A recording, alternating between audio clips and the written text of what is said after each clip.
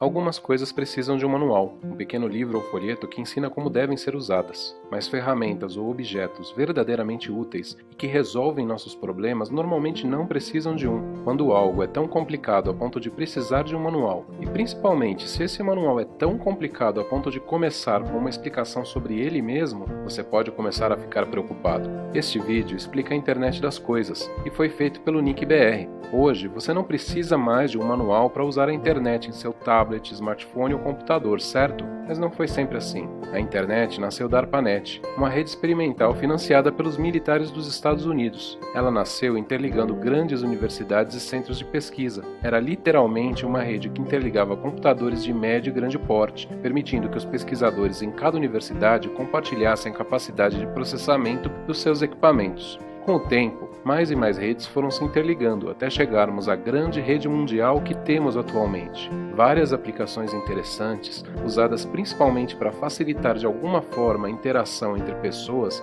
foram sendo criadas e houve diversos avanços na tecnologia. Tivemos o e-mail, os computadores pessoais, a web, o comércio eletrônico, os buscadores, a tecnologia de rede sem fio, as músicas online, os PDAs, a tecnologia de voz sobre IP, os vídeos online, os smartphones e as diversas redes sociais. Hoje, muito mais do que uma rede de computadores, a internet é uma rede de pessoas e comunidades. No nível mais básico, ela ainda interliga computadores, mas ela evoluiu para ser muito mais do que isso. Mark Weiser, um importante cientista da computação, criou no final da década de 80 um conceito interessante. Nas palavras dele, a computação ubíqua é a terceira onda da computação que está apenas começando. Primeiro tivemos os mainframes, compartilhados por diversas pessoas. Estamos na era da computação pessoal, com pessoas e máquinas estranhando umas às outras. A seguir vem a computação ubíqua, a era da tecnologia calma, quando a tecnologia recua para o pano de fundo de nossas vidas. É dele ainda a afirmação de que as tecnologias mais importantes são aquelas que desaparecem. Elas se integram à vida do dia a dia, ao nosso cotidiano, até serem indistinguíveis dele. É verdade que ainda hoje estranhamos um pouco a tecnologia, mas é cada vez menos verdade. Lembrando o que afirmamos no começo deste vídeo. Hoje você não precisa mais de um manual para usar a internet. Podemos também dividir a história da internet em 3 fases. A primeira fase foi a da internet como uma rede de computadores. Com o tempo, ela evoluiu para uma segunda fase, onde passou a ser uma rede de pessoas e comunidades. Estamos atualmente vivendo o nascimento de uma nova fase, da internet das coisas. Nessa fase, a rede passa a interligar vários tipos de objetos e dispositivos inteligentes, que vão interagir entre si e conosco, tornando o nosso dia a dia mais fácil. A internet e os computadores estão desaparecendo, estão cada vez mais tão presentes em tudo que nem reparamos mais neles. Simplesmente esperamos que estejam lá e os utilizamos sem muito esforço.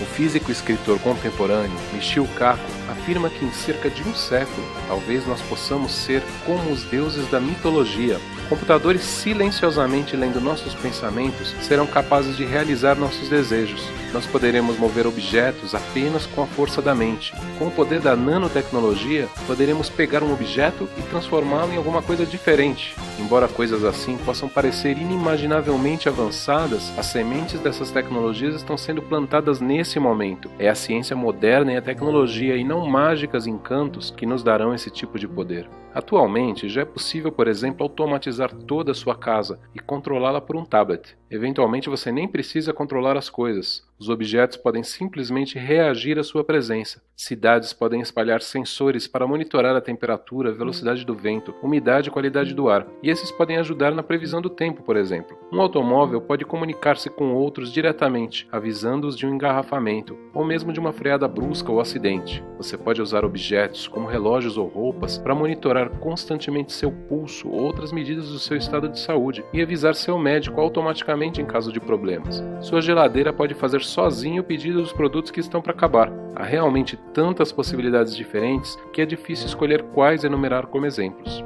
Essa evolução da internet tem realmente muitas possibilidades promissoras e é muito bem-vinda. Contudo, também temos que tomar alguns cuidados. Vamos falar agora de alguns pontos de atenção importantes em relação a esse futuro. Em primeiro lugar, não podemos esquecer da segurança dos dispositivos. Na internet atual já temos muitos problemas: invasões, ataques, spam, vírus, botnets, etc. Alguns deles decorrem de problemas nos softwares usados nos computadores, ou de configurações mal feitas. Ao embutir um pequeno computador em um objeto qualquer, não se pode deixar a segurança em segundo plano. O que aconteceria se um hacker invadisse seu automóvel e acionasse os freios numa hora indevida? Outro ponto de atenção é a privacidade. Quem terá acesso aos muitos dados disponíveis sobre você? Por exemplo, você poderá compartilhar os dados de muitos tipos de sensores que avaliam seu estado de saúde com seus médicos. Mas será que você vai desejar que o seu banco tenha acesso aos mesmos dados? Recentemente fomos todos negativamente surpreendidos com denúncias de que a NSA, um órgão do governo dos Estados Unidos, está coletando dados sobre todos nós.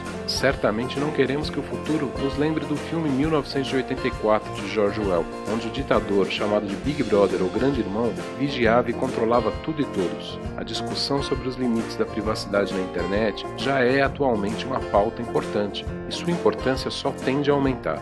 O terceiro ponto de atenção é um desafio técnico relacionado à própria infraestrutura da internet. Hoje temos alguns bilhões de dispositivos na rede mundial. Com a internet das coisas, em breve serão dezenas, depois centenas de bilhões. Os endereços IP que identificam cada um desses dispositivos de forma única não têm a capacidade para todo esse crescimento. Por isso, a internet está em um processo de transição com a implantação de uma nova tecnologia que substituirá o IP versão 4. O novo protocolo é o IP versão 6 ou IPv6, e essa transição está muito atrasada. Já não temos mais IPs versão 4 e muitos provedores estão começando a compartilhar endereços entre vários usuários simultâneos, usando uma técnica chamada Carrier Grade NAT.